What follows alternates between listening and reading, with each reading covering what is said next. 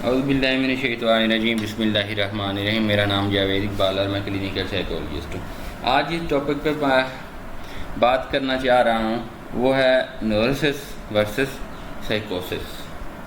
ये एक common topic है, लेकिन इस पर बात करना थोड़ा ज़रूरी था क्योंकि जो ओल्ड स्टूडेंट हैं या प्रोफेशनल हैं उनको इस चीज़ का आइडिया है, लेकिन न्यू स्टूडेंट को इस चीज़ का आइडिया नहीं है।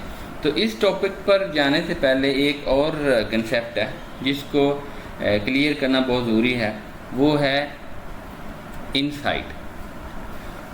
तो इनसाइट का मतलब होता है जो क्लाइंट आपके पास आ रहा है, क्या इसे पता है कि मुझे क्या मसला है।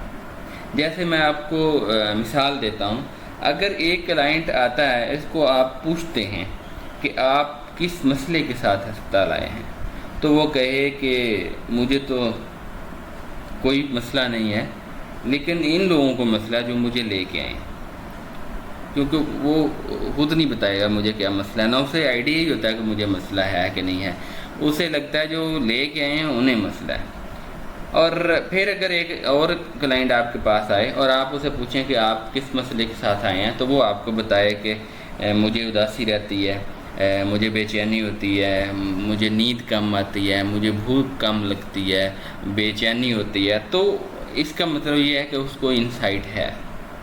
तो जिसको अपने मसले का नहीं पता वो लैक ऑफ इनसाइट है, और जिसको इस चीज़ का आइडिया है वो है इनसाइट। तो इनसाइट के बाद अगर हम उस टॉपिक पे जाएंगे तो आसानी से आप लोगों को समझ आएगी कि इनसाइट और लैक ऑफ इनसाइट क्या होती है। तो जो मेन टॉपिक है वो है न्यूरोसिस वर्सेस साइकोसिस। तो इसको न्यूरोटिक वर्सेस साइकोटिक भी कहा जाता है। तो अब पहले हम न्यूरोसिस की तरफ जाएंगे और फिर उसके अगेंस्ट जो साइकोसिस है उस पर जाएंगे। तो इसकी कुछ स्पेसिफिकेशन है वो मैं आप लोगों के साथ शेयर करता हूँ। पहली जो स्पेसिफिकेशन है वो है mild level of psychological problem that does not affect on their daily life. Neurosis में छोटे लेवल के, थोड़े माइल्ड लेवल के साइकोलॉजिकल प्रॉब्लम होंगे, जैसे उसको उदासी हो सकती है, उसे बेचैनी हो सकती है, उसे परेशानी हो सकती है, और भूख में कमी हो सकती है, भूख में इजाफा हो सकता है। लेकिन ये माइल्ड लेवल के होंगे, इसमें उसको इनसाइट होगी। तो इसमें मेन डिफरेंस यही है। लेकिन इसमें डेली लाइफ डिस्टर्ब हो सकती है। अगर किसी को बहुत ज़्यादा प्रॉब्लम डिप्रेशन का हो गया, जिसको डिप्रेशन डायग्नोज हो गया, जिसको एंग्जाइटी डायग्नोज हो गई है, जिसको और डिसऑर्डर डायग्नोज हो गए, तो उसकी डेली लाइफ डिस्टर्ब हो सकती है, लेकिन इतनी डिस्टर्ब नहीं होगी जितनी साइकोसिस वालों की, या जिसको हम साइकोटिक वालों की कहते हैं, उतनी डिस्टर्ब नहीं होगी। तो अब हम आ जाते हैं साइकोसिस पे। A severe mental illness characterized by loss of contact with reality and relationship with other people causing social maladaptation। तो उसमें रियलिटी के साथ कांटेक्ट रहता है। जितना मर्जी सीवियर किसी को प्रॉब्लम हो, जितना मर्जी एंग्जाइटी हो, जितनी मर्जी डिप्रेशन हो, लेकिन उसका रियलिटी के साथ कांटेक्ट रहता है। लेकिन जो साइकोसिस के साथ लोग आते हैं उनका रियलिटी के साथ कांटेक्ट नहीं रहता। मैं आपको इसकी एग्जांपल देता हूँ। अगर एक आपके पास पेशेंट आए, जैसे हमारे पास एक पेशेंट आया था, बहुत सारे पेशेंट आते हैं लेकिन एक की एग्जांपल दे रहा हूँ। तो उससे हमने पूछा कि आप कहाँ से आए हैं, तो उसने कहा मैं करबला से आया हूँ। और हमने पूछा कि ये कौन सी जगह जहाँ पे आप आए हैं, तो वो कहते हैं मैं मदीना में हूँ। तो उसको रियलिटी के साथ उसका कांटेक्ट नहीं था। फिर इन लोगों को डिलूजन और हेलुसिनेशंस होती हैं। अब मैं थोड़ा सा अगर डिलूजन और हेलुसिनेशन की तरफ थोड़ा सा आऊँ कि ये, क्योंकि ये ज़रूरी है। तो जो डिलूजन्स होते हैं वो होते हैं थॉट्स रिलेटेड, आपके बिलीव के रिलेटेड होते हैं, और हेलुसिनेशंस होते हैं आपके सेंस के रिलेटेड। तो हमारे जो 5 सेंस हैं, जिसको 5 सेंसेस कहते हैं, उनके रिलेटेड होते हैं। जैसे विजुअल हेलुसिनेशन होते हैं, ऑडिटरी जो सुनने के रिलेटेड होते हैं, ऑडिटरी हेलुसिनेशन होते हैं, और फैक्ट्री के रिलेटेड भी हेलुसिनेशन होते हैं। जैसे कुछ लोगों को खास स्मेल आती है, वो वहाँ पे होती नहीं, लेकिन उन लोगों को स्मेल आती है। फिर टच के रिलेटेड होता है, उनको कुछ टच हो सकता है, उनकी जिल्द पे कुछ चल सकता है, और ये स्किन के रिलेटेड है। फिर टेस्ट रिलेटेड होता है, उन लोगों को ख़ास टेस्ट आता है जो दूसरे लोगों को टेस्ट नहीं आता, और बगैर खाए पिए उनको टेस्ट आता है। और डिलूजन फॉर एग्जांपल आप देखें तो पैरानॉइड डिलूजन हो सकते हैं, उनको शक हो सकता है जैसे हमारे पीछे कुछ लोग लगे हुए हैं जो हमें नुकसान पहुंचा सकते हैं, या उनको ऐसा कभी कभी लगता है जैसे उनके घर वाले उनको नुकसान पहुंचा सकते हैं। इसके साथ साथ अगर एक और डिलूजन को देखें, डिलूजन ऑफ इंजर्शन, उनको ऐसा लगता है जैसे हमारे माइंड में कोई इंसर्ट कर रहा है, जो चीज़ को इंसर्ट कर रहा है हम वैसे परफॉर्म कर रहे हैं, तो उनका रियलिटी के साथ कांटेक्ट ख़त्म हो जाता है। न्यूरोसिस वालों का रियलिटी के साथ कांटेक्ट रहता है, साइकोसिस वालों का रियलिटी के साथ कांटेक्ट नहीं रहता। इसीलिए इनसाइट न्यूरोसिस वालों को होती है और साइकोसिस वालों को इनसाइट नहीं होती। अब नेक्स्ट पॉइंट जो न्यूरोसिस का है वो है डजंट इफेक्ट पर्सनैलिटी। उन लोगों की पर्सनैलिटी पे कोई इफेक्ट नहीं होता, जैसी पर्सनैलिटी होती है वैसी रहती है। वो डिप्रेस हो सकते हैं, वो एंशियस हो सकते हैं, लेकिन उनकी पर्सनैलिटी पे इफेक्ट नहीं होता।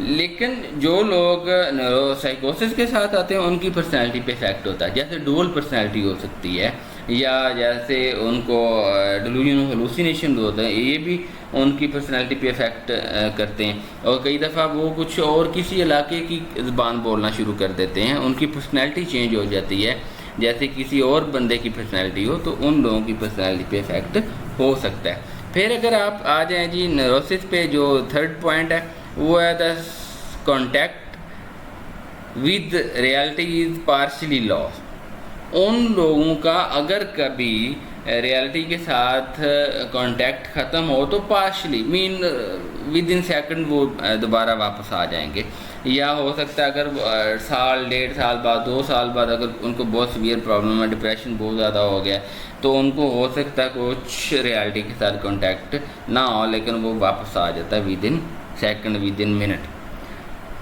फिर अगर आप साइकोसिस पे आ जाएं तो साइकोसिस पे देखें contact with reality is completely lost, तो उनका रियलिटी के साथ कम्प्लीटली लॉस्ट हो जाता है उनका कांटेक्ट। जैसे मैंने ऊपर आप लोगों को एग्जांपल दी हैं कि वो आपके पास अगर आए तो वो कहे कि मैं कहाँ से, आप कहाँ से आए, तो वो कहे मैं करबला से आया हूँ और मैं मदीना में हूँ, या उसको पूछें कि आप किस जगह पे, अगर वो हॉस्पिटल है तो वो कहे मैं किसी पार्क में हूँ, तो उनका कांटेक्ट रियलिटी के साथ ख़त्म हो जाता है।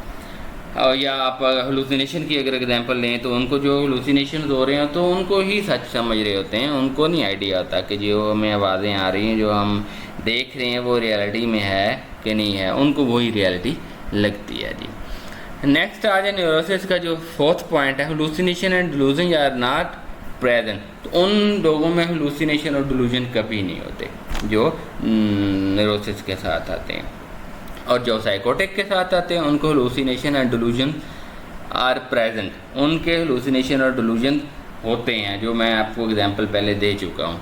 और फिर अगर आप न्यूरोसिस की तरफ आ जाएं तो low risk of self harm, उनका सेल्फ हार्म नहीं होता। लो रिस्क मीन बहुत ज़्यादा सीवियर डिप्रेशन में जाकर कोई अपने आप को सेल्फ हार्म कर सकता है, बहुत ज़्यादा एंग्जाइटी में जाकर सेल्फ हार्म कर सकता है, और OCD में जाकर कुछ लोग सेल्फ हार्म करते हैं, लेकिन बहुत माइल्ड लेवल का। लेकिन जो साइकोटिक और साइकोसिस के साथ आप लोगों के पास लोग आएंगे वो हाई रिस्क पे होते हैं। जैसे अगर उनको कोई इंस्ट्रक्शन आ रही है कि आप अपने आप को नुकसान पहुंचाएं, कोई थॉट इंसर्शन आ रही है तो वो पहुंचाएगा, उसको किसी ने कहा कि आप जहर खा लें तो खा लेगा, मीन अगर किसी कोई उसको हेलुसिनेशन और डिलूजन्स हो रहे हैं, और बहुत ज़्यादा उनमें सुसाइडल आइडिएशंस होते हैं, सुसाइड कमिट भी करते हैं, और कुछ लोग वेन काट लेते हैं। आप अगर साइकोसिस के साथ कुछ लोग आपके पास आएँ तो उनको अगर देखेंगे तो हो सकता है कहीं ना कहीं पे बम मार्क हो या उनके कट वगैरह लगा हो, तो उनमें सेल्फ हार्म के रिस्क ज़्यादा आते हैं एज़ कम्पेयर टू न्यूरोसिस। फिर जो न्यूरोसिस के लोग होते हैं वो होते हैं ऑब्सेसिव कंपल्सिव डिसऑर्डर हो सकता है, उनको सोमैटोफॉर्म डिसऑर्डर हो सकते हैं। ऑब्सेसिव कंपल्सिव डिसऑर्डर होता है, ऑब्सेशन होते हैं, थॉट्स आना, कंपल्सिव होते हैं उस थॉट्स पे अमल करना। जैसे अगर किसी को थॉट आता है कि आपने लॉक नहीं किया तो कंपल्शन होता है आप उस लॉक को जाके चेक करें। तो ये अगर बार बार ये होगा, इसकी वजह से प्रॉब्लम आए, तो हम इसको ऑब्सेसिव कंपल्सिव डिसऑर्डर कह सकते हैं। सोमैटोफॉर्म डिसऑर्डर हो सकते हैं, बॉडी रिलेटेड अगर किसी को कुछ प्रॉब्लम्स आ रहे हैं तो उसको सोमैटोफॉर्म डिसऑर्डर कहते हैं। फिर डिप्रेशन हो सकता है, पोस्ट ट्रॉमेटिक डिसऑर्डर्स हो सकते हैं जो न्यूरोसिस के साथ होते हैं, और बाकी लोगों के साथ इस तरह की चीज़ें नहीं होती। साइकोसिस पे आप अगर आ जाएं तो फिर साइकोसिस में होता है schizophrenia and delusional disorder are a few type of साइकोसिस। तो उनमें स्किज़ोफ्रेनिया हो सकता है, डिलूजन हो सकते हैं, जिनकी एग्जांपल मैं दे चुका हूँ कि स्किज़ोफ्रेनिया में हेलुसिनेशन और डिलूजन दोनों आते हैं, और स्किज़ोफ्रेनिया में समटाइम सिर्फ हेलुसिनेशन भी हो सकते हैं, डिलूजन का होना ज़रूरी नहीं होता। लेकिन दोनों आए तो हम इसका क्राइटेरिया मीट होता है। और अगर आप डिलूजनल डिसऑर्डर की तरफ जाएँ तो फिर उसको डिलूजनल थॉट्स आते हैं, जैसे पैरानॉइड डिलूजन हो सकता है, डिलूजन ऑफ ग्रैंडियोसिटी हो सकती है, डिलूजन ऑफ इंजर्शन हो सकती, ये मुख्तलिफ डिलूजन्स हैं।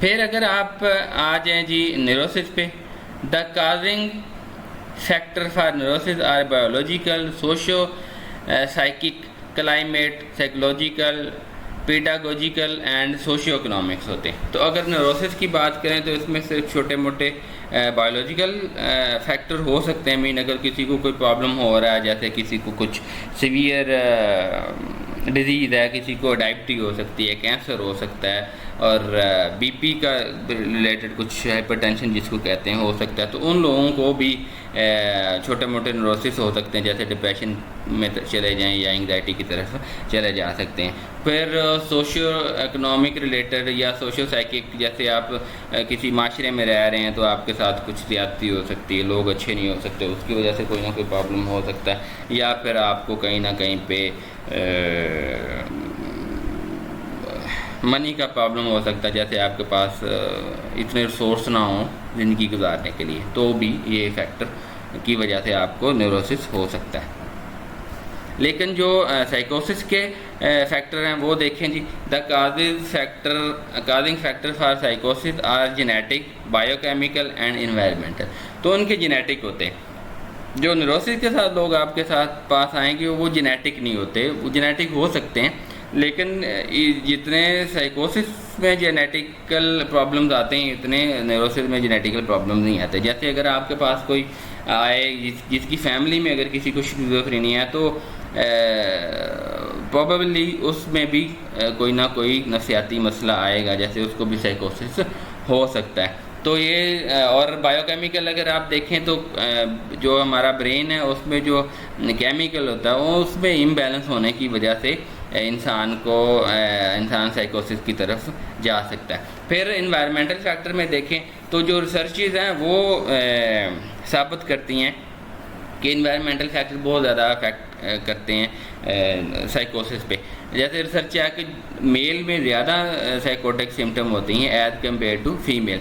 तो उसकी रीज़न यही है कि जो लोग मेल हैं वो ज़्यादा उनका कांटेक्ट होता है सोसाइटी के साथ एज़ कम्पेयर टू फीमेल। तो एनवायरमेंटल फैक्टर होते हैं, लेकिन इनमें जो आप न्यूरोसिस में देखेंगे तो बायोलॉजिकल फैक्टर भी होते हैं, लेकिन जेनेटिकल फैक्टर कोई नहीं होते और एनवायरमेंटल फैक्टर भी नहीं होते। फिर अगर आप ट्रीटमेंट की तरफ जाएंगे तो ट्रीटमेंट का जो पॉइंट है वो देखें, the treatment is usually psychological and medicine can also be prescribe. तो उनमें ज़्यादातर साइकोलॉजिकल होता है ट्रीटमेंट, जैसे आप उनकी साइकोथेरेपी कर सकते हैं और मेडिसिन भी प्रिस्क्राइब की जा सकती है, लेकिन इनमें साइकोथेरेपी ज़्यादा इफेक्टिव होती है एज़ कम्पेयर टू मेडिसिन। और अगर आप साइकोसिस की तरफ आएँ तो साइकोसिस is treated by anti psychotic medicine, psychological therapy and social support. तो इनमें जो मेडिसिन है इसका ज़्यादा रोल होता है एज़ कम्पेयर टू साइकोथेरेपी। तो इनको पहले मेडिसिन से ट्रीट किया जाता है, बाद में इनको थेरेपी की तरफ लेके आया जाता है। और अगर आप न्यूरोसिस की बात करें तो इनमें पहले साइकोथेरेपी की जाती है। अगर साइकोथेरेपी इफेक्टिव ना हो तो फिर हम आ जाते हैं उस तरफ कि आप इन लोगों को मेडिसिन की तरफ लेके जाएं, और साइकोटिक में मेडिसिन से स्टार्ट किया जाता है और बाद में इसको साइकोथेरेपी की तरफ ले जाया जाता है। बहुत शुक्रिया, और आप लोगों को उम्मीद है कि इस लेक्चर से फ़ायदा होगा, और मेरे लेक्चर को दूसरे लोगों के साथ भी शेयर करें और मेरे चैनल